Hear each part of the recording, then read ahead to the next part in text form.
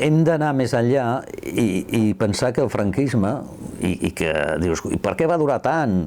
No és perquè va matar molta gent, que també, perquè va matar l'arrel en la qual es creaven els dirigents de les classes populars i, per tant, dels dirigents sindicals. I això són les organitzacions col·lectives democràtiques. Ateneus, cooperatives, sindicats, partits, en fi, el que sigui, moviments socials diversos. I en el cas del camp, concretament, va ser tremendo, és a dir, tremendo, perquè doncs tot un model cooperatiu, és a dir, que es va fer, es va obligar fins i tot a mantenir la fusió, no?, doncs de moltes cooperatives en molts pobles, les cooperatives dels rics, dels pobres, etc., però castigant a les cooperatives que venien de l'opció revolucionària, no?, que jo vaig explicar en el seu dia, que era un home, un vot, i no pas un vot censitari en funció de les càrregues de vi o quilos d'ous que portaves.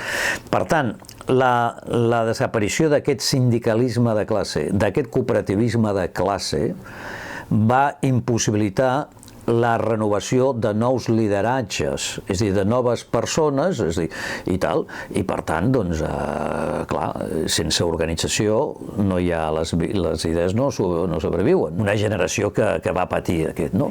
I de cop i volta van dir, és possible, és a dir, se'n tornem i la il·lusió, l'emoció, l'esperança, el retrobament, les converses, el no sé què, la participació, sentir-te protagonista, que tal, no? És a dir, que tornaves, no?, i que feies mobilitzacions i tal, i la complicitat ciutadana era extraordinària.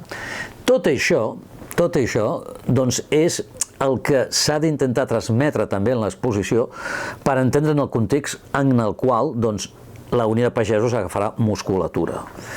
I bona part d'aquesta musculatura vindrà de gent jove, entenem, doncs, amb això que s'hi posarà, és a dir, que posarà. Sí, el context ha canviat. Som menys, amb més problemes, amb una onada, doncs, de reaccionarisme important i fins i tot de manipulació, doncs, del món rural que ells s'imaginen i aquestes històries, que el context no és allà d'un demà diferent i millor, sinó d'un demà diferent i potser pitjor. I aquesta situació distòpica s'ha de ser conscient. I, per tant, ja el sol fet de la gent que vulgui passar a encapçalar el sindicat em mereix a mi un respecte i ha de mereixer de tot allò de reconeixement impressionant. Perquè quan l'onada creix és fàcil ajuntar-se, però quan costa, no?, és a dir, fer onada, doncs, home, doncs, primer agraïment absolut a tothom, és a dir, a nivell nacional i a nivell local i comarcal, la gent que en aquests moments està estirant el carro d'això.